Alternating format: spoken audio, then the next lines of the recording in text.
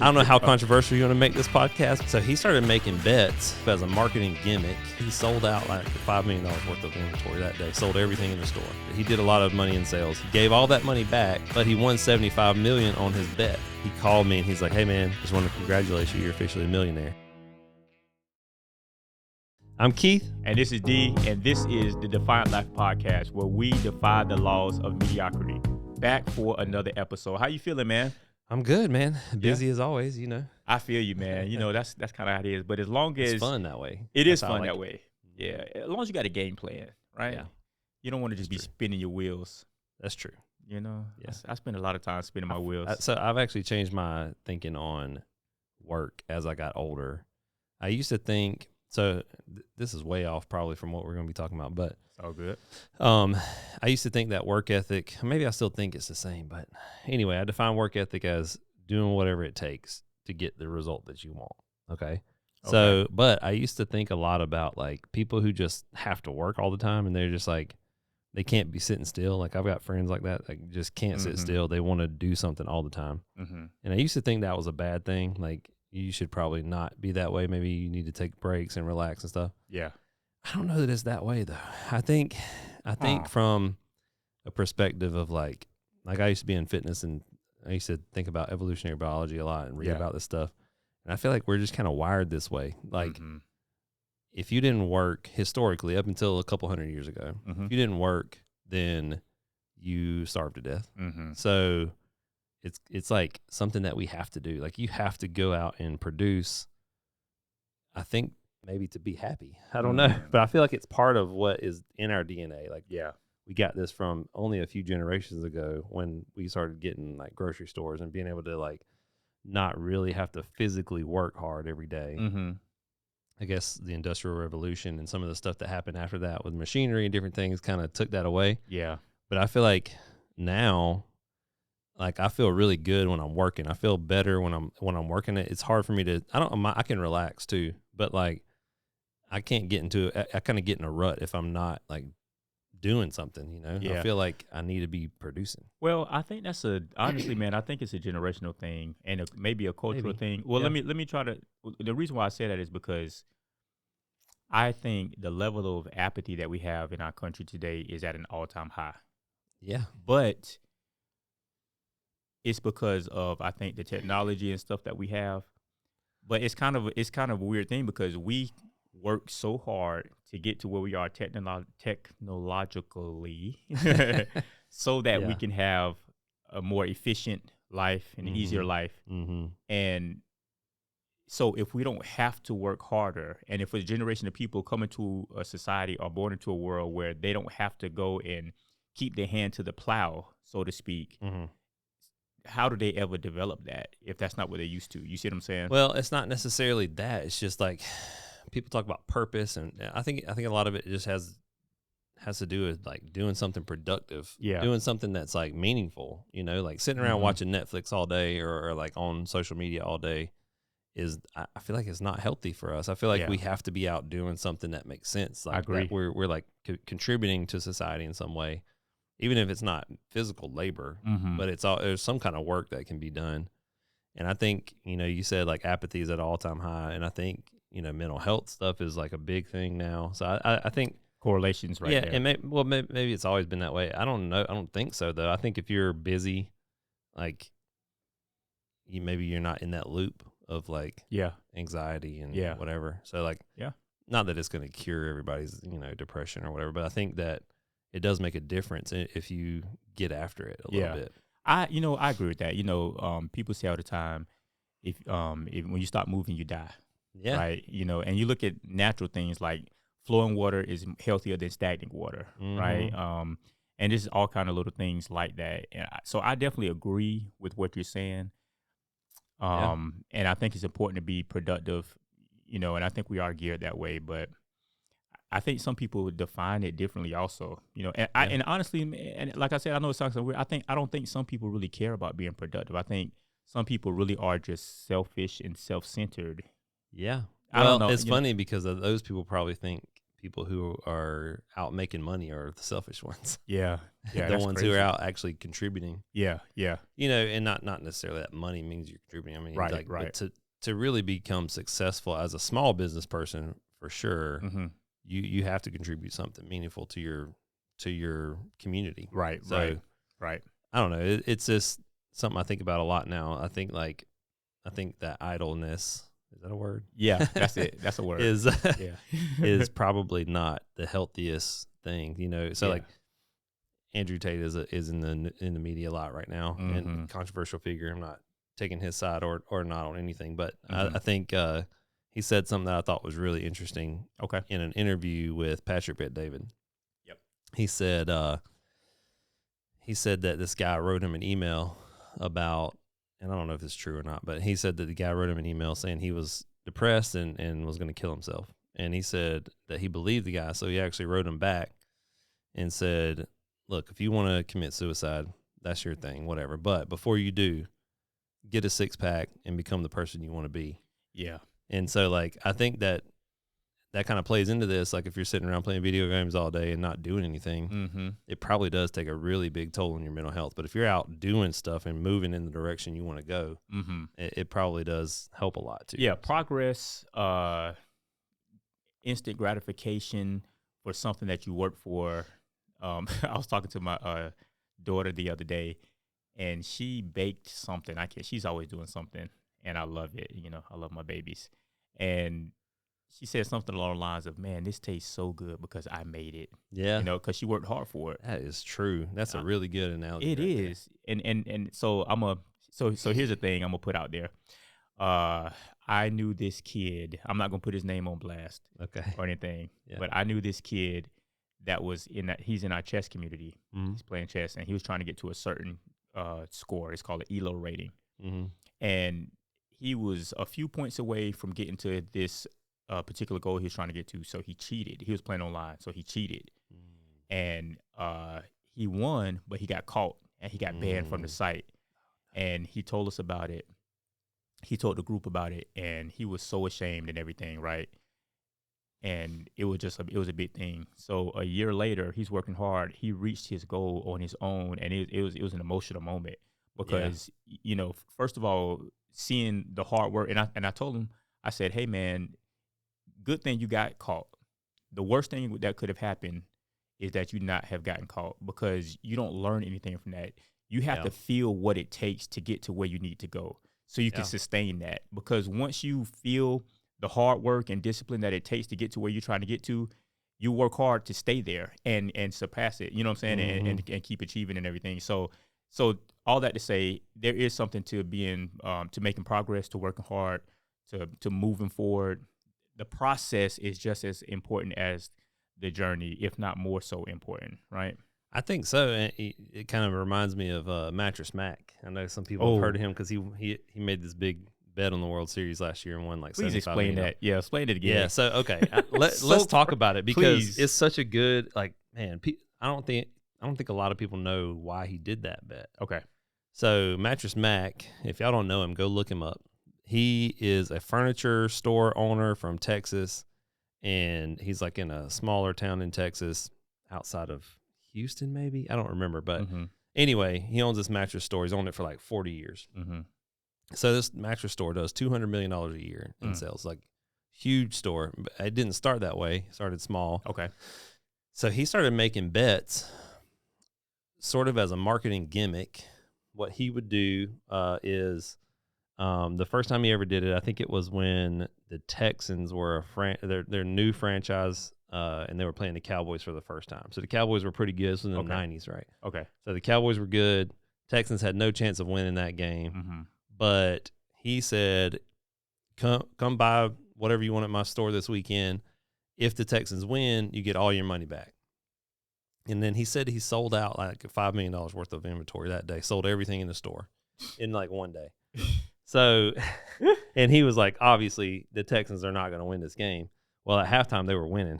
So he was like, uh-oh. So they wound up losing the game, and he was fine. Okay. But he did it again later and wound up losing $10 million off of it. So what he started doing, because he didn't have any insurance or anything like that on this promotion, what he started doing was betting on the teams to win as a hedge against his promotion. Hedge his bets. Yeah. Yeah. So he's done it a few years now. So I actually heard somebody talking about him. They're like, yeah, he won $75 million this year, but he lost $10 million and then he lost like another 5 before. He lost all this money before. Mm-hmm.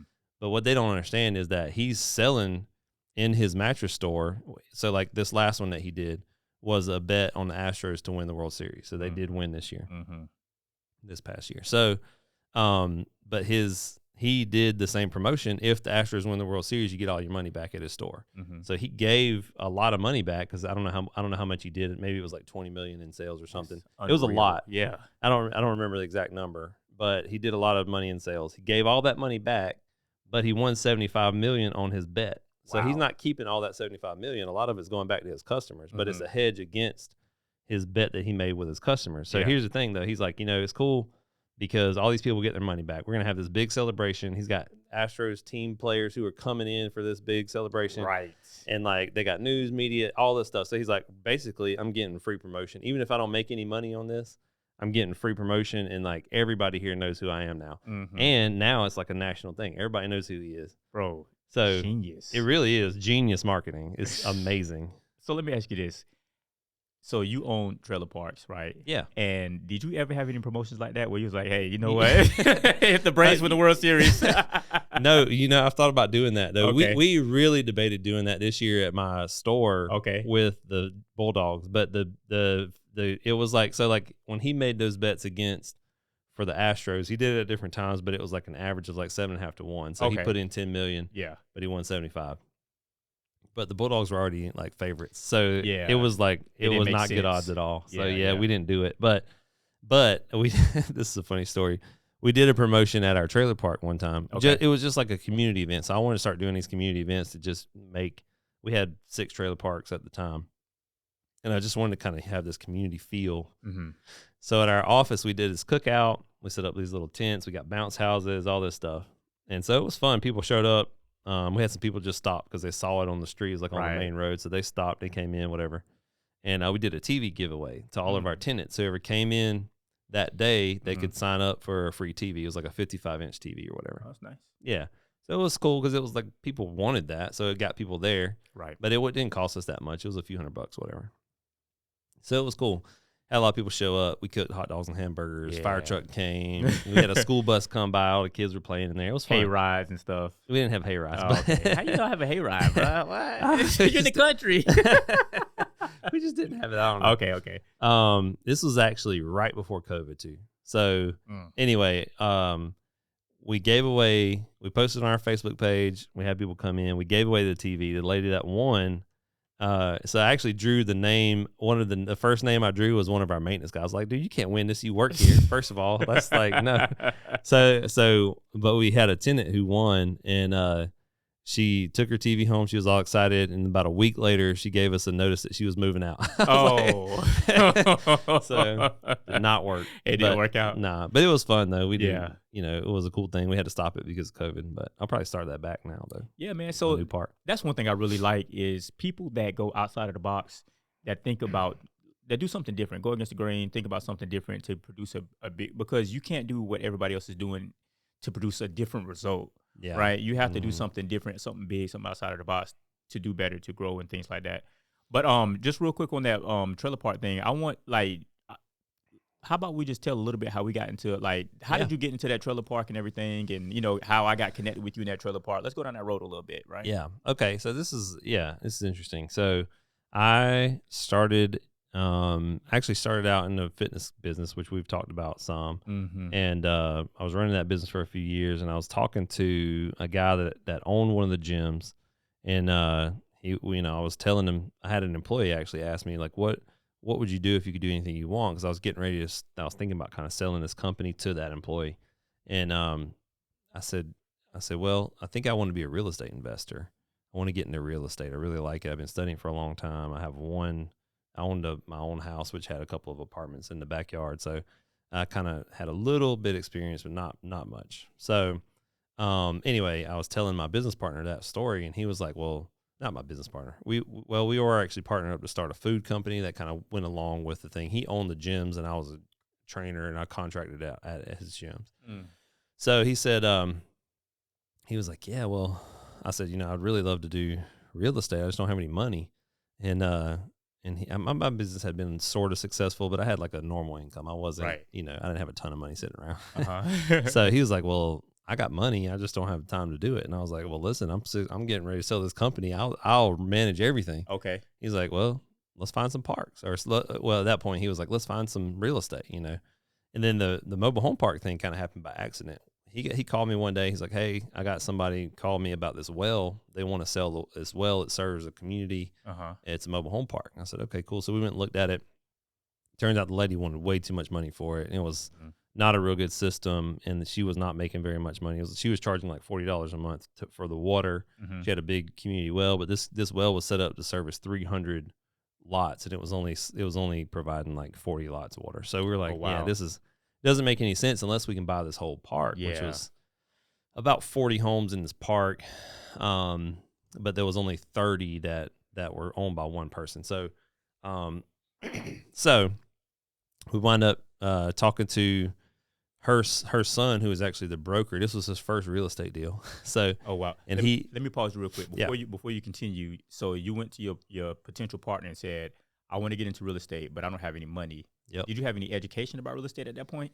Yeah. So I had spent the last probably 4 or 5 years like listening to Bigger Pockets podcast every day. Really? So yeah, and reading as many books as I could. The ABCs of real estate investing. I was reading like the book on managing rental property, like all this stuff that I was, and I was kind of in the Rich Dad Poor Dad kind of thing at the time. So I was reading their series on real estate.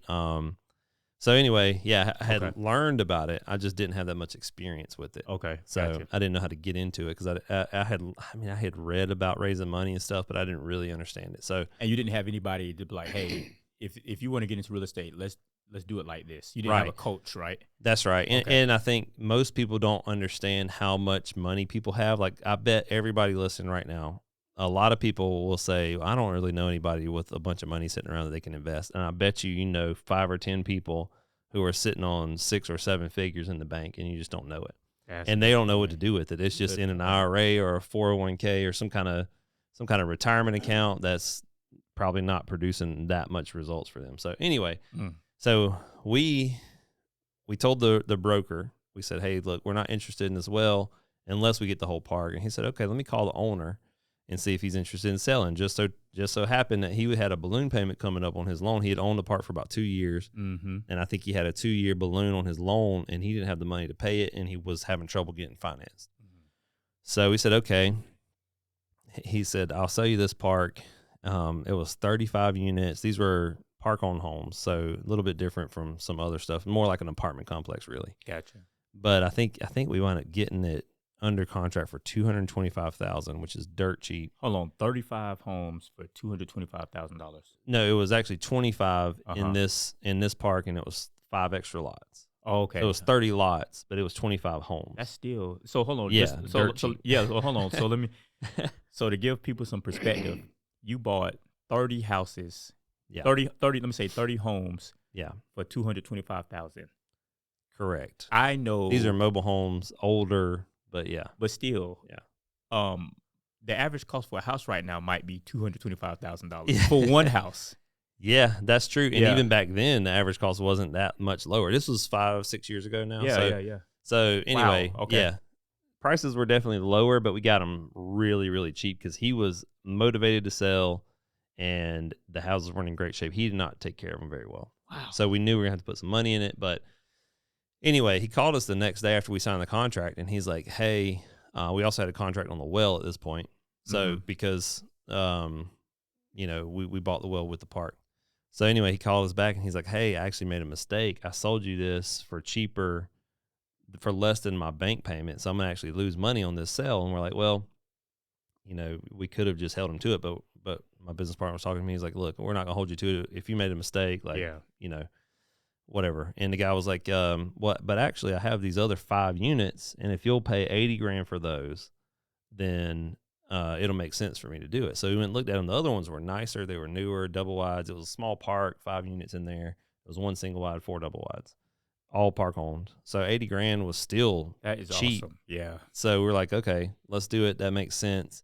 at the time, I think the average rents in that bigger park were like $350. Like he was renting the big double wides for $400, and everything else was like $300 to $350. And this was like 5 years ago. Yeah, 2017. Well, it was 2016 when we were looking at them. We closed the deal in 2017. Golly. So, yeah, so we did that deal. We put in 80 for that park, 225 for this, and then whatever the rest of it was. I don't remember what the well exactly, but I know the whole deal was 365. Okay, yeah. So I went to my partner. 60,000 for the well, yeah. Yeah, something like that. Yeah. So I went to my partner. We talked about everything. He's like, all right, I'll put up the money. You do all the work. And I was like, that's the deal. Let's do it. So he went up putting down 20%. So what's that, like 75 grand? Yeah. Roughly, a little bit more than that. Yeah. Yeah. So with closing costs and everything, it was around 75, maybe a little bit closer to 80. I don't remember, but it was in that range, 75,000. Okay. The deal was, and this, is not a great deal necessarily for me, but he wanted to get his money back in 3 years, and we got it so cheap it made sense. So anyway, I paid him $3,000 a month for 3 years. I don't even know that for 2 years. $3,000 a month for 2 years. 72,000. Yeah. So that's and then whatever it was left after that. Okay. Okay. And then we split the profit 50-50. So in the beginning, I wasn't making much money at all. Right. But I was doing all the work. It still wasn't full time. Yeah. I was still working somewhere else full time. Okay. But I was pretty much doing all the maintenance. I was doing all the management at the time. I did hire some people to help with the maintenance because I wasn't super skilled in that stuff, but I was, I was painting units and I was doing what I could here and there. Yeah. So, I'd work up there 1 or 2 days a week basically, and then I'd go work my other job the rest of the time. I had sold my fitness company at this point, so I was just working. Okay. I was caddying actually. So, hey. Yeah. So, I built it from there. Then when I was doing a rehab on one of those units, I was working with another contractor and I was looking for some doors. We were changing all the doors out in this whole place. This place, whenever we got in, it was one of the first rehabs we did. It was covered in roaches, top to bottom, holes in the doors. Yeah. This is crazy, actually. Okay. So we should get I don't know how controversial you want to make this podcast, but we could talk about some pretty deep stuff on this one. We can go there. Let's do it. Okay. So, all right. I walked into this people's, they called me and they're like, hey, we got some issues over here. And I went over there and I was like, hey, also, you guys haven't paid rent. What's going on? They're like, well, we haven't paid rent because they haven't fixed anything. A lot of people say that. Ooh. And it's not always true necessarily. Sometimes stuff happens, whatever. But in this case, it was pretty egregious. So they showed me their kitchen and they're like, hey, look at all these roaches. I was like, okay, well, how long you guys been here? And they're like, well, we've been here for 4 years. And I was like, okay, well, it seems like the roaches might be from y'all. At this point, yeah. Yeah, at this point, maybe you need to do something about the cleanliness of this place. Right. The statute of limitations have run out on them having to clean it. Yeah. So and they're in charge of pest control according to the lease. So I'm like, okay, guys, this isn't the landlord's fault. But they open a drawer in their kitchen where their silverware was. And I mean like 1,000 roaches on their silverware. Like so many roaches that you couldn't hardly see what was in there. It was so bad. Yeah. And I was like, guys, there was little kids in there. I was like, dude, y'all got to do something different. Like y'all gonna have to move. I don't know what's going on. But they were like, well, let me look at this. Let me show you this over here. He opened up his sink, the cabinet underneath his sink, kitchen sink, and the water was running out of the drain. The P-trap was disconnected. So it was just a drain line, a cinder block where the P-trap was sitting, and then a hole where the water was just running under the house. And I was like, what is going on here? And he's like, well, they won't ever fix anything. Like, it's just crazy. I'm like, all right, well, there's a couple things here. First of all, you got to pay your rent. Yeah. Also, like, you got to take care of these roaches. Yeah. That's crazy. But I'm going to get this fixed, like, today. This is, I can't believe that this hadn't gotten fixed. And they're like, nah, we told them about it. They just didn't fix it. So I went and talked to the maintenance guy, the previous owner had. And I was like, hey, what's going on with this? I wish I could remember his name because I put him on blast right now, but I can't remember. Do some research. So anyway, I went and talked to him, and it was like probably in his 40s white dude, and the family that lived there was black. And he said, I was like, what's going on with this? I saw that their stuff wasn't, hooked up, and he's like, yeah, man, just, that black family that's over there, they just, I'm just gonna wait till we get some white people in there to fix it. Wow. I was like, what? Wow. Yeah. I was like, are you serious? And he's like, yeah, man, they don't take care of anything. You know how black people are. I was like, dude. So that was the last time he did any work for us. Right. So it was crazy. So I got a new guy. We went over there. They wound up moving out because they couldn't pay the rent. I don't know exactly what happened with that, but I remember that they left. And so we were in there flipping that house. Anyway, that was all side note. Oh, gosh. We can go deeper into that if you want to. But, no, I think we good for now. But yeah, there was a lot of stuff like that happened, actually. Yeah. But anyway, went to the mobile home supply store that was in town to get some doors, and they were not open, and I couldn't tell if the building was all run down. Couldn't tell if it was open at all. So I called the contractor. I'm like, hey, this store is closed down. He's like, no, it's not closed down. You just have to catch them when they're there. It's open. They're just not in there right now. You got to when the truck is there, you'll find somebody in there. You can buy the door. So like a day or two later, I drove by there, saw the truck, pulled in and stopped. Wind up asking about the doors. The doors were way too expensive, so I didn't buy them. But I wound up going to Lowe's and get some doors, and we just hung them. We made them work. But anyway, when I was in there talking to the lady about it, she was like, oh, yeah, you bought this park over here? I was like, yeah. And she said, we own the park behind the store. It was like 42 units. And I was like, okay, that's cool. Would you be interested in selling? And she's like, yes, we want to sell. Really? And I was like, okay, what you want for it? She said, well, her husband was in the other room, and she pointed over there, and she's like, well, he'll tell you $500,000, but I'll take $350,000. And I was like, done. 40, and it was 42 units? 42 units. Oh, and the commercial building with the store. That it was still in the store? Okay. Yeah, and on the main highway there in Jessup. So I had no idea y'all got these properties so cheap. Yeah. Wow. Yeah. So I was like, all right, let's do it. So I got a contract together, made a deal with them for $350,000. And then that one was actually the worst park in town, though. It was really bad. Yeah. And that's why we got these so cheap, because they were so run down. Okay. But we were able to turn them around later. So that one, whenever we closed on it, we kicked out 21 people right away. There was some people who were multiple years behind on rent. They were still living there. It was crazy. Drug dealers, the whole thing. So we turned that around. Took a long time, but we did a lot of work in there and got that fixed up. So then anyway, we're at the store. I'm running the store at this point. Still, it's not a one-man show anymore. We had 75 units roughly at that point. So I had hired a maintenance guy. We weren't necessarily making enough to hire a manager at that point. So I was still doing the management, and I was running the mobile home supply store, which had come with the parks. So at this point, are you doing it full time? Is it making you enough money that you can be there full time? I was there full time at this point. I was caddying maybe on the weekends here and there, but that was my full time job, 9 to 5, Monday through Friday kind of deal. Okay. So at the store, we had another call. We had a call from another park owner who said they needed some filters because they go by and change their tenants' filters every month. And so we carried air conditioner filters or whatever. So she had called to place an order, and I said, hey, are y'all interested in selling? And I would just, anybody that I talked to who had property, I would always ask them, are you interested in selling? And they sometimes they'd be like, no, we're not interested, whatever. Okay, cool. And then I'd follow up with them. But that's how we got all of our deals, just networking with people. That's really like, in these small towns, it's a big way that you can find these deals. So, and the store was great because we talked to all the owners of the parks. I still am working on deals today that I talked to these people 5 years ago and asked them if they wanted to sell, and now they're kind of getting to that point where they want to. So So building rapport, follow up, all that stuff. Yeah. Okay. Yeah. So that park was a 32 unit park, and she said, no, we're not interested in selling. I said, okay, cool. Well, the next day, her husband called, and he's like, we might be interested in selling. Everybody got a price. I was like, all right. So we met. We wound up buying that part for $400,000. How many units were in that 32 units. Okay, so now you're looking at just about over 100 now. Yeah, we got to 100. That was the last day of the year. We got that under contract, and my goal was to get 100 in a year. And it was a lofty goal. It was actually a Grant Cardone thing. So I have to give him props for this because I read the 10X rule, and I was like, I can probably get 10 properties my first year. But then I was like, all right, what if I 10X it and I go to 100? What do I have to do?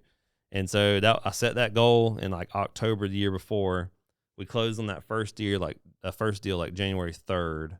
And then we got the last one under contract. So technically we didn't close on all of them. But we got the last one under contract the last working day of that year. Yeah. So that got us to 100 right That's there. cool, man. And so, so that was a big goal for me because I knew that eventually I could sell that to bigger investors if we wanted to sell down the road. We actually didn't have any intention of selling, but we knew if we had 100, we were going to attract bigger investors and get better prices. The cap rates are lower, all that kind of stuff. Right. So anyway, wound up getting that park, and then we wound up buying one more right before COVID hit, and then we actually had 2 more parks under contract. We were going to buy another 100 in 2020. Then COVID hit, and it scared us, and we stopped because we didn't know what was going to happen. Because during that time, rents weren't being paid, and they had they had the eviction moratorium. Yeah, and so our banks were pretty worried about people not paying rent. We didn't know we had to lay off people at some point because we couldn't. Technically, we were essential, but we didn't want to operate in that environment necessarily. So we kind of put everything on hold except for emergencies for a while. But it wound up not being that big of a deal. And so in hindsight, we should have just kept buying. Yeah. But we didn't know. We were scared. It was the first time we'd ever encountered anything like this before. Right. So we had 50 units. Well, we had 30.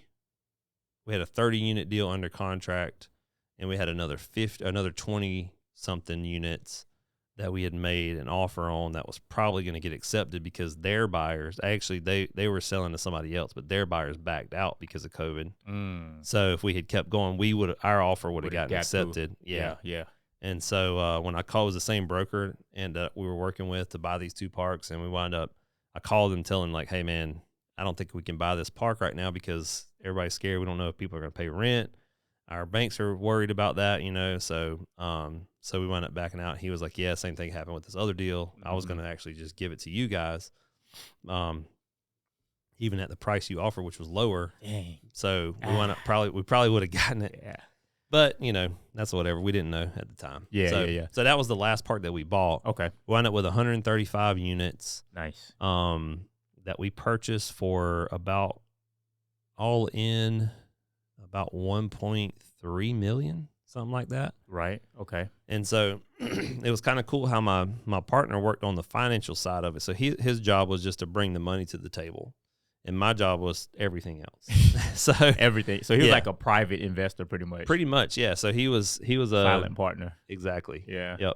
He was basically a silent partner for me, and it worked out really well for both of us actually. So he got amazing returns on his investment, and didn't have to do any work. He did some work here and there because he just wanted to. Right. He knew we needed help at certain times, so he would come and do it. But for the most part, it was a passive investment for him, and there's no way I would have been able to do it without somebody like that. Yeah. So. It worked out great for both of us, and I think there's a lot of people do that kind of stuff, but this deal just kind of it worked out that way. So we wound up putting in about 1.2 million, something like that, 1.3. I can't remember exactly, but about 1.3, and then we actually went to the bank, we refinanced and pulled out 1.7. So we wound up taking some cash from that, which was tax-free income because it was a bank loan and not income. So hold on real quick. So you put in 1.2, but you got it appraised at what a certain amount that was over? Because you said y'all took out 1.7. So yeah, see right. what I'm saying? So yeah. So what can you share what it appraised at type of thing? Yeah, that's an interesting story too, which I know you've heard, but like I've heard some of this stuff I haven't heard though. So now that I'm hearing it all through and through, I think I've only known 80% of the story. What y'all actually bought the parts for, how it came together, how it worked out, what the appraisal was for. Like some of the stuff I just don't. So I'm just a spectator, just like everybody else right now. Yeah. So, okay, so you took out 1.7. Yeah, the appraisal is an interesting thing because I want to say we owed 1.2 roughly at this point, and we had only been doing it for about a year and a half, 2 years at this point. So we went to the bank. We actually the bank called us, and they said, hey, one of the banks that we had with one of these parks, we had 2 different banks we were working with, and one of them called and said, hey, we got this loan product for mobile home parks with park-owned homes. You guys can refinance and get 80% of your equity or 80% of loan to value, pull out the cash. And we said, okay, cool. So he knew that we were working towards that anyway. We really didn't have any interest in selling. We were going to keep doing that. We had raised rents a lot at this point. So But y'all we were cash still, flowing really well. we were cash flowing well. Okay. But we were still in a situation where we had a lot more room to go. We had a lot more work that needed to be done too. So we went to the bank. We knew it was worth about $3 million at that point, roughly, on the same cap rates that we were buying at. Mm-hmm. And actually, cap rates came down, so we could have made the argument it was worth a lot more. Yeah. But we knew it was going to be in that range. And you were fine with that right there. Yeah, we were good with that because we didn't want to max that out. We didn't want to go 80%. We just wanted to get like some money out of the property, and some of it went back in, and then some of it we just put in our pocket. Okay. So tax free. Yeah. So for anybody who's listening, if you get a loan against a property, that is not income. Even if you put it in your pocket, it is not income. Cannot be taxed on that money. Correct. So that's what we did. So we went to the bank. They had an appraiser come out. Actually, we went up with the other bank because this bank got bought. It was a whole big thing. It took a lot longer than we thought. But anyway, we went to the bank. They sent an appraiser out. I gave him all of my information, all of our numbers. So for those who don't know, commercial real estate is valued on the income of the property, not necessarily the property itself, like a house. So single family, you look at comps and you see what other stuff is sold for. Multifamily, you look at the income and it's based on a cap rate. So I gave him all of my numbers, our rent roll, our financial statements, all that kind of stuff. He looked at all of that and basically just threw it in the garbage and made up his own numbers.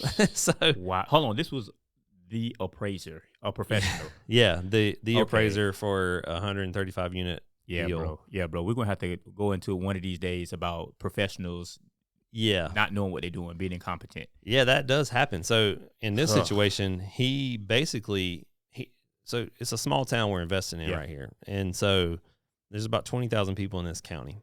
Oh, real small. Yeah, real small. So we are, he's probably not dealt with a lot of this kind of stuff before, but there was a close by town with another sale very similar to ours. There was a few others kind of in surrounding areas, but there was nothing in our town that was like what we had other than our own property. So what he did was he took this park that we had bought and used another park that we had bought that was all part of our portfolio as a comp. And we had bought these 2 years ago, two years ago, roughly at this time. And we bought them super distressed. We cleaned them up. So like those comps made no sense at all. He just made up numbers to make it fit where the value hadn't gone up that much. So like in one situation, the nice park that we bought, I think they were making like 10 or 11,000 a month roughly in income when we bought it. We didn't put that much money into it, but we raised rents. We did what we needed to do there, lowered costs. So we wound up with like 18, 19,000. Like we had doubled the NOI at that point. Yeah. And so we knew the value was probably double or more what it was when we bought it. And we bought that for 400, but it appraised for 550 when we bought it. Makes no sense. So it was probably worth over $1 million, 1.1, 1.2 at that point. Just that one park. And we had done that in multiple parks. And so we knew it was going to be worth a lot more than what we bought it for, more than double. Well, when he came back that day, when he did his appraisal, I got a letter or an email from the bank. And the lady said, hey, the appraisal came back at 1.7. All we can loan you is 1.4. And I was like, 1.7? And so she sent me the appraisal report, and I started looking through it, and I was like, this is not right. He didn't use our numbers. He used our own sales as comps for this one. Like that, none of this makes sense at all. So I started writing a letter to the bank. This is what I call my $1 million letter. Yeah. So I started writing this letter to the bank. I'm like, hey, this is what's going on. None of this is correct. I think all of this needs to be changed, and here's why. Very detailed. I actually got on the phone with the broker that we had been working with and to buy some properties, and had him send me some comps from nearby because he had all the financial data. Sent me all that stuff over. I got with the bank, and got an email back from her the next day that said, yeah, I think you're right. I talked to the bank president, and he thinks you're right too. We're going to send this to a different appraisal company and get a second opinion. So I said, okay, cool. A couple of days later, we got a letter back from that appraisal company who said, hey, he needs to redo this appraisal. It's not even close. We don't know what he was doing. Basically, like, this needs to be redone. Yeah. So she called me from the bank. The lady at the bank called me. She's like, hey, this is what's going on. I was just got off the phone with the appraiser, and he was talking to me for about an hour trying to explain why he did it that way, and basically there's no reason to it. He just made up these numbers. It's ridiculous. So the appraisal wound up coming back at like 2.9 million instead of 1.7. Yeah. So it was like 2.85 or something like that. So we just pulled out 1.7 at that point. So we had about maybe $500,000 over what we owed. We paid off a line of credit with that. Yep. And then we put about, I want to say it was like 200 or something into the property. We took some money home ourselves. So, nice little payday right there. Yeah, it was great. So I remember that because my business partner called me. That was, I don't remember exactly when, but he called me and he's like, hey, I was in Staples buying some stuff for the office. And it was like an afternoon. And he's like, hey, man, just want to congratulate you. You're officially a millionaire. Hey, yeah. I was like, I appreciate that. I was like, I already did the math. I do. He's like, I knew this 5 years ago. You know? Yeah. So two things. One, how did it feel to get that phone call though? Like it was cool. I probably never forget that. Yeah. It was cool. Which one was when the first time you heard you were gonna have a baby, or don't answer that. So I never wanted children. I know that's a whole other rabbit trail. And I love them. Now you got 5. You got 5 now. No, I got 4. And one coming. You got a fur baby coming. No, fur baby. Yeah, they're important, bro. A couple of those already. So yeah. R.I.P. King Cooper. That's right. But then also, so let me go ahead and pause you. I'm gonna put a earmark, bookmark. I don't know what it is. I'm gonna put a pin in it. I'm gonna put a pin in it. So first of all, this story is, I'm so fascinated by it because I've known you, since we were in 6th grade, right? We grew up playing sports together, running around or whatever. And you're not one of these people that's put in front of a camera, lights, camera, action, and has this story, and it's like unattainable. Like, I know you, Yeah. We grew up together, we played ball together. Yeah. And what I'm hearing is what it took for you to get this stuff done and to get to where you're getting, right? And so far, it seems like there's some very simple ingredients, which is very encouraging, and which was a really big part of how I got into real estate also. But just to really highlight it, it started with education. Yep. Like you said before. So when you approached the guy, when the guy asked you, when the opportunity came, he said, hey man, so what you want to do? You was like, well, I really want to get in real estate. Yeah. He was like, all right, well, I got the money. And you was like, all right, well, I'll do the work. You had already had the education. So you already doing the work. Yeah. While nobody was looking. You were doing in obscurity, which is super encouraging. Nobody ever sees that. I know. Yeah. Nobody ever sees that part of it. And so like, it was probably 4 years of research and work to figure out how this worked. Yeah. And you learn through experience. So like, I have made a ton of mistakes that I can look back on now. And now I'm buying another mobile home park now. And I know I'm going to do way better with this one than I would have if I didn't have this experience. Because you experienced. Yeah. But that being said, I had put in the work that I could put in before I actually had it. So like, I had the foundation. I just had to actually take the action. Man, that is so, I love it, man. Just like looking, because so like we mentioned it on a prior episode, you drive by a hotel, you drive by an apartment complex. It's like, man, I'll never own anything like that. Partially because we just don't understand what it takes, what it really takes. Yeah. Was it Dr. Dre that sold Beats by Dre? Yeah.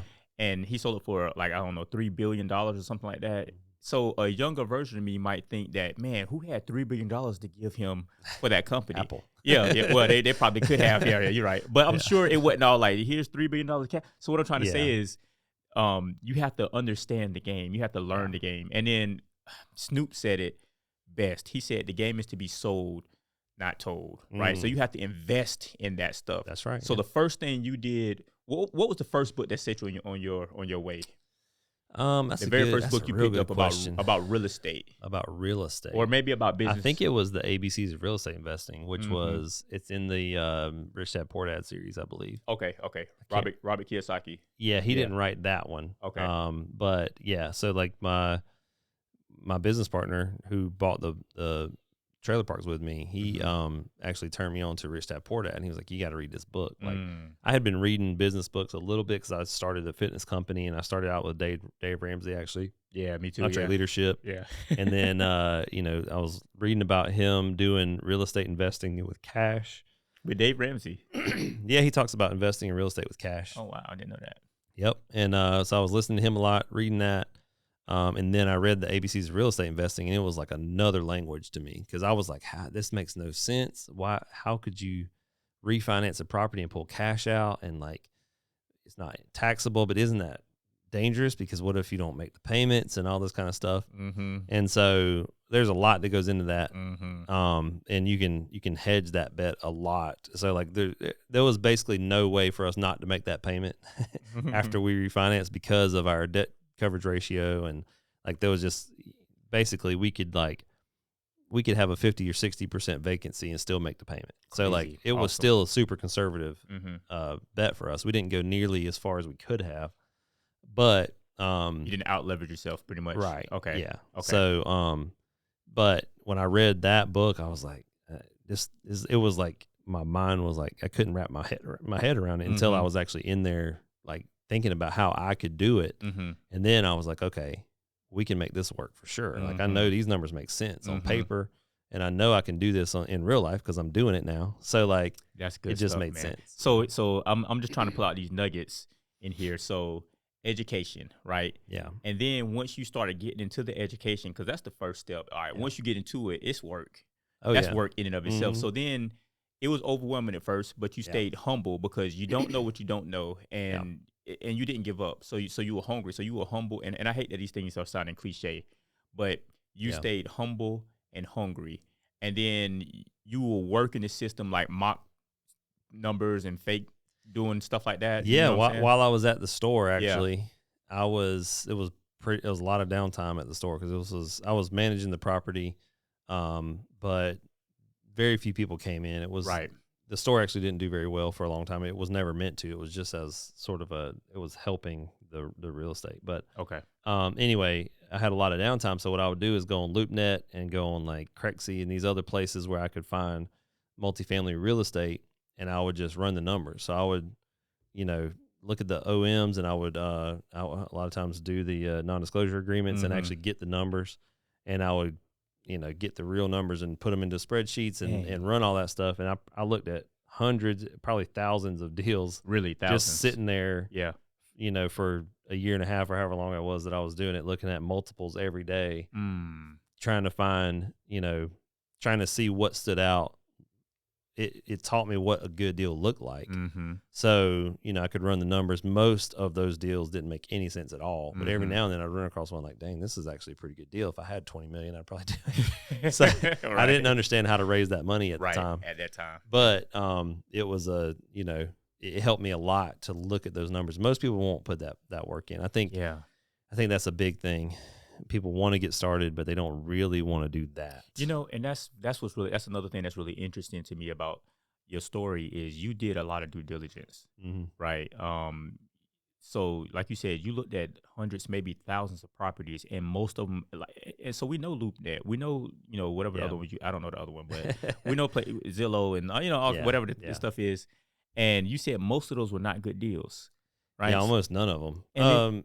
Well, I mean, it depends on what you're looking for. Yeah. If like you're looking for a bad deal, well, a big institution that only needs to make a few percent. That's true. Then that's different. Yeah. But for somebody like me who's trying to hit a home run every time when you're first starting out, that's true. It's hard. Yeah. So you're not going to find those deals probably on that.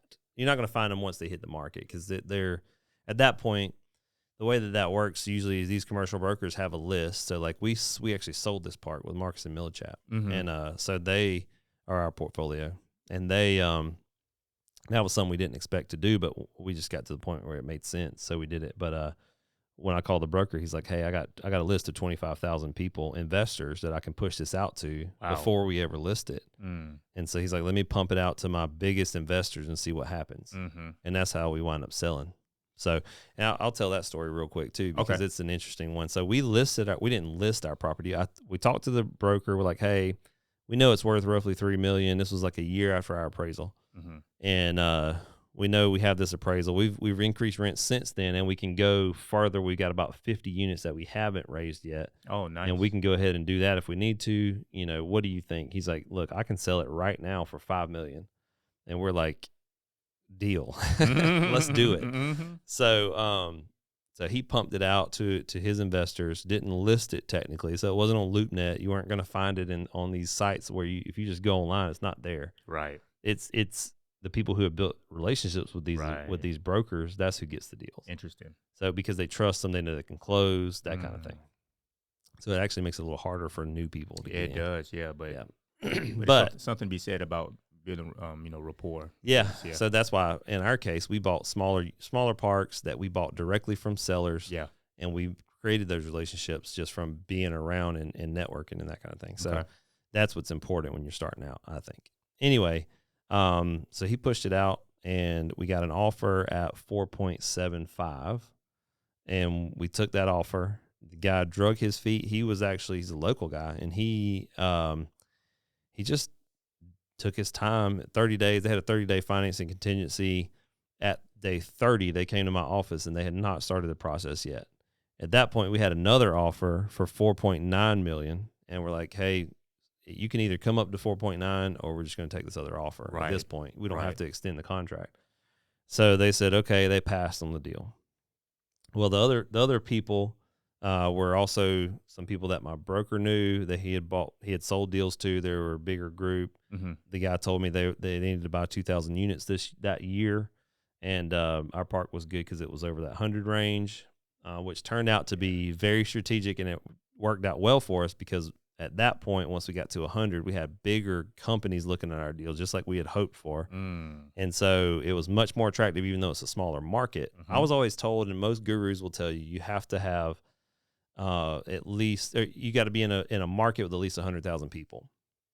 I'm not saying it's BS. I'm just saying I did it in a market of 20,000. So the proof is in the pudding, man. Yeah. So anyway, we took that deal at 4.9, got it under contract. They came down. They had not looked at the property at that point.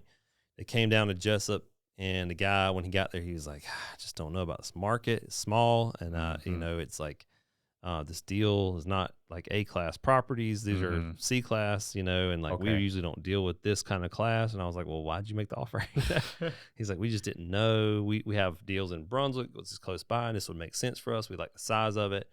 We like the numbers, but I just don't know if we can make it work because we got to have local management and all this kind of stuff." And I was telling him how I manage the property. He's like, "It seems like the management is the thing that makes this deal make sense. And if we have bad management, it's not going to work out, all this stuff." So anyway, he wound up passing on the property. Super nice guy, though. He invited me to come out with him for drinks after he passed on the property. But anyway, so I called the broker and I was like, "Hey, man, look, these guys are going to pass. If they haven't called you, they will. And, I think we're just going to take it off the market and refinance. We already know it's worth way more than we thought. Yeah. We can pull this money out. Yep. Still make money on the back end. Because at that point, we were just about to raise the rents on those last 40 or 50 units. Oh, there you go. So we were like, we're going to be making $90,000 a month. Cash flowing like crazy. Yeah. Like, why should we even sell, Right. And he's like, "Well, let me just put it out unpriced. Let me pump it out to a few more people unpriced, and let's just see what happens." Okay. So he put it up, gave people 30 days to come look at it and make an offer. Calls me a few days later. It's like, "Hey, man, I got an offer on the table. They want to come look at the park, but they're talking about $6.5 million." Woo. And I was like, "Wow, let's do that one." Right. I don't even need another offer. Lego. That's fine. Right. So the guys came down. They're from somewhere up north. It's a big company. They have bought 20,000 units. They were apartment guys. So again, because we're over 100, we're on the radar of these big companies. We had like big groups looking at our properties, like people who own, like, I don't know if I should say names, but like people would know who I'm talking about. Okay. So they, anyway, we wound up going with that group. They came down. He looked at everything. He's like, "I like it. It's good." They just needed to make like 8% on their money so that they could pay their investors back. And that's all they were looking for. So they're basically just looking at like an 8 or 9 cap. We sold it like right at a 9 cap, I think. So, and they paid cash for the property, $6.5 million cash. They wound up buying another deal right down the street from us for like $7.5 million.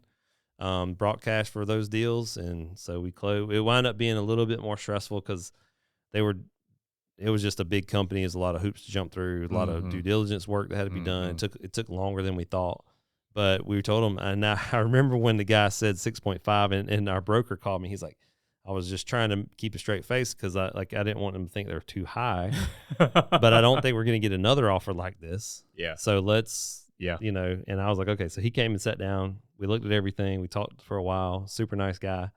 And he said, yeah, I think we're gonna come in at 6.5 on this deal. Is that in your range? And I was like, it's in the range. You had to play the game a little bit.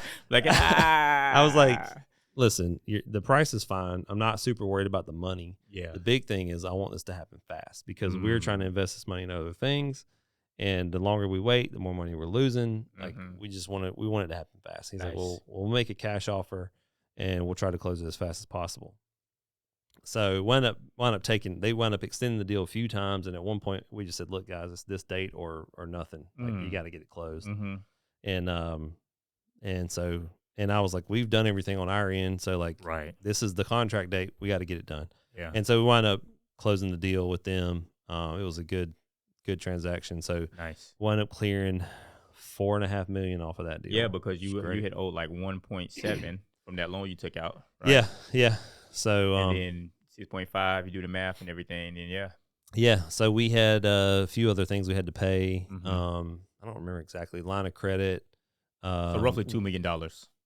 Yeah, about $2 million that we had to pay off. Right. Yeah, and so we did that. And then we actually didn't sell the store, which I now own. I bought that. Nice. And then another property that was involved in that other stuff that we kept. Okay. So let me rewind it real quick. So one thing I want to say first before I get to the breakdown of other things is, so you talked about that loan and the appraisal and everything. And the reason why I'm trying to like go back over this stuff again is because it just stands out to me that this professional guy that you guys hired to do an appraisal on your property, this is like big time stuff, right? Yeah. You were educated enough. Yeah. And in return, since you were educated, you were confident enough with your due diligence and the foundation that you had to challenge what this professional was saying. Yeah. And he turned out to be wrong, and you benefited from it greatly. Yeah. From that. Mm-hmm. The power of education and being hungry and doing due diligence, like literally made you $1 million. Yeah. Like in and of itself. Yeah. That's so strong right there. I want people to really hear that, because and I keep belaboring it, is because you did so much work behind the scenes and it paid off literally for you. Yeah, my wife will tell you about that because she was watching it happen. Yeah, as it was and happening. She was like, "Oh my God, he's manic right now." Yeah. I couldn't sleep. I was up till like 3 a.m. writing that letter. Yeah. And like, today is Monday. I had to make sure that I had all of that stuff in line. And I couldn't stop thinking about it until I got it done, because I knew that I was right in this deal. Woo. And I knew I didn't know that you could challenge an appraisal. I just knew that I had to in this situation. Because you knew you were right. Right. Yeah. I had the education, and I knew that what he was doing was not correct. Right. I didn't know if the bank would change anything, but I was like, listen, this is why I think you should. Right. So it wasn't just, I wasn't pitching a fit with them. I was just like, hey, here's the facts. Here's the numbers. Mm-hmm. This is our vacancy rate, our actual vacancy rate. Not, he just made up 25% as a vacancy rate when it was like 7. Yeah. And he made up a cap rate. He put 25% as a cap rate. And the cap rate was 9%. Yeah, so we sold at 9%, and he put 25. So like, even in his redo, he put like 15 or 16, which is still high. But I was like, whatever, it's enough. Yeah. We don't need to fight it anymore. Yeah, and I told the bank, I was like, look, I think it's worth more. I think we could probably get more than this, but I'm okay with this as long as y'all are okay with doing a loan at 1.7, because that's what we wanted. Yeah. And they were like, yeah, it's fine. We don't need to do anything else. Wow. So whether it be in real estate, whether it be whatever it is that you're in, like, you have to know that you know that you know, so that you can go to the people that know and tell them you don't know what the hell you're talking about. You know, and I'll tell my story about situations like that another time, but that's really awesome. So anyway, so now going back to you and your partner. So at the very beginning, so now at this point you were 5 years into the game, right? From when you guys first bought that property. Yeah. So he put down if I'm doing my math right, he put down $1.3 million through. Well, yeah, through financing. And Yeah. so like, just a little disclaimer, I have talked to him and he's allowed me to talk about this stuff. Okay. You know, I've asked him in the past if I could, and he said I could. So, Okay. so I'm not in a non-disclosure with this. No NDA. Okay. But so basically what happened was he said he put down like 75 on that first deal. Yep. The second deal we did, Right. a lot of people don't even know you can do this, but we were working with local banks. So everybody's bank is different, but you know, you might be able to do this, or you might know somebody who can do this. So you don't even have to have this money. You don't have to have the credit. You just got to find people who do, and it's not really that hard. It's really not. So anyway, he put down $75,000 on that first deal. The second deal we did, which was the one we bought for $350 with the store and everything, 42 units. 42. Yep. We bought it for $350. He didn't put anything down on that deal. Wow. What he did was he put up some property that he already owned, free and clear, for a year. Like collateral? He put that up for collateral. They tied that property. They put a lien on that property for 1 year. At the end of 12 months, he got that property back, released, free and clear. We didn't have to put down a down payment at all. Wow. So doing the math again, we're looking at 75 properties for $75,000 so far. Exactly. Yeah, right. For 75 grand. $1,000 At this point, he's getting close to getting his money back by the time we close on that deal. So like we were, yeah. Oh well, he was probably halfway to getting that first 75,000 back, and now he's got more. And so we started increasing what we were paying ourselves. Yep. And so he wound up getting that money back quicker. Then the third deal that we did, it was a $400,000 deal, and the bank only made us put down 15%. So he put down that. It wound up being about 75,000 again. Yeah, at least a 150. 150. Then the last deal that we did, we had equity in our other properties, and we wrapped it all up into that one loan. So they didn't make us put down anything on that one either. It was just because we already had the equity, so they didn't take a down payment. So 150 for 135 units. He put $150,000 cash in. Yep. And then he cashed out, and then y'all sold it for 6.5, and y'all split that, whatever. So that return, and we made a decent living the whole time we had it. I mean, that was enough for me to live on. I know he had other things too, but like it was enough for me to live off of. So. That's an incredible return on his investment. Yeah. And it was passive. He didn't have, all he did was invest the money. Yep. Oh my gosh. He did some other work, but he didn't have to. He didn't have to. Did it because he wanted to, and he wanted wanted to help. Okay, so so even though his deal was sweet, right? He put up $150,000, had an incredible payday over the course of 5 years. Mm-hmm. What's even more impressive and encouraging to me is that you put $0 up, and got the same payout he did at the end of it. Yeah, that's an infinite return right there. That's what Robert Kiyosaki talks about, and that's even though that dude put up 150, your situation was even better because you put it in a lot of you put in the sweat equity, I guess is what you can call it, especially in the beginning, and you put the deals together, you did all the stuff. So the education, your hard work and diligence is what made you that money. Yep. Yeah, and still make you money. That is so awesome. That's encouraging. Yeah, anybody can do that. You don't have to. What you have to have is education, and you have to take action. Yeah, those are the two things you have to have. Yeah. You don't have to have money. You do have to have some knowledge though, and you do have to be willing to go out. You have to have the work ethic, like I talked about earlier. You got to be willing to do what it takes, whatever that is, to get the goal that you want. So for me, it meant working hard, and I've never prioritized work over my kids, so I didn't miss any of their stuff. But I did have some late nights, and I had some early mornings, and I spent a lot of time. It was hard on probably my significant other, two of them during that time actually. But I think at the end of the day, what I did was it wasn't crazy. Like I wasn't necessarily working more hours than other people or longer or harder than other people. I was just doing something with that focus on what I wanted to, where I wanted to be at the end of the day with some strategy and the education that I needed. And then I learned a bunch of lessons along the way, which I'm sure we'll get into at some point here. But that stuff was, it was just I'll give you an example of something that most people probably wouldn't do. Okay.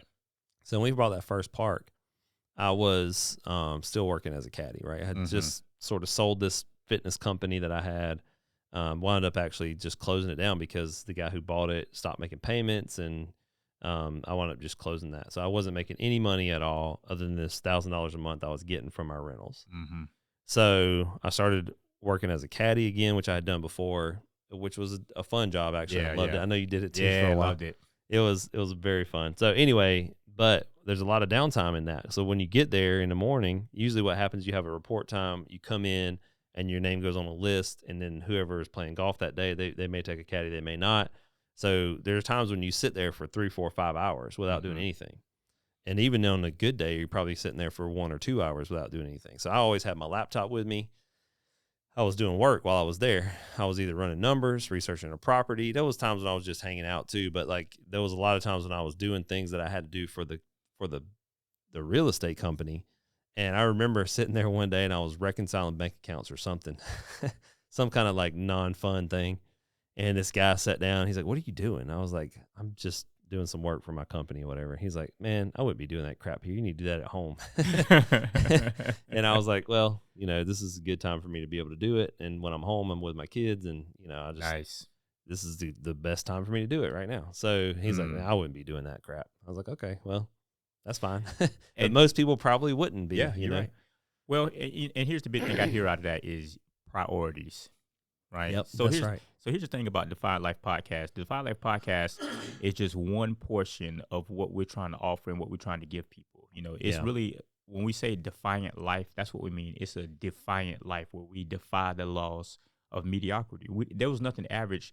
This is an average man, right? So you know what I'm saying? He's he wasn't born of a virgin, But his position in life, his focus, his obsession, his work ethic was not average. He had a coworker come up to him and say, "Hey, man, you don't need to be doing that here. Like, we here to play ping pong and go out and play golf, right?" Right. And he was like, "Nah, man, I'm working towards something. Like, I can't live like you live. I can't do like you do. You mentioned Dave Ramsey, live like no one else, so later on you can live like no one else, right?" Yep. So he defied mediocrity in that moment, but 4 years prior to that, he was defying mediocrity. Like, you didn't have a business that you were working on. You were just working on yourself. You were just working on education and everything. So if you like what you heard from Keith here today, just keep posting. Just keep tuning in to what we got and everything. We want to break down some of these. There was a lot in there to learn from, to glean from, and we just want to let you guys know that you guys can be great. We believe in you, and just stay locked in, stay strapped in, stay tuned in, and we're gonna unpack a lot of these principles and laws and stuff, and get practical with some of these things also. Yep. And I think along those lines, real quick, is a big reason I wanted to start doing this is for these stories to be able to get out for my kids and for the next sort of generation. So like we started this school along the same lines, but I think I didn't necessarily have that stuff, or I maybe had access to it, but I didn't really know. So like, what I would love to do is have all of these stories and all these lessons that I've learned along the way. Yeah. And same for you, to be things that my kids and people who want to come into this kind of lifestyle or want to be successful have access to, and they can just, kind of learn off of my mistakes, and don't have to go through that stuff themselves. And also just have these lessons that they can take with them. So, yeah. Awesome. Well, you guys talk to us. We talk back. Leave some comments. Tell us what you like. Tell us some stuff that you want to hear about. We love talking to you guys. We love teaching. We love encouraging and everything. Once again, I'm D. I put the D in Defiant. You'll be $5. And this is Keith, man. We catch you guys next time.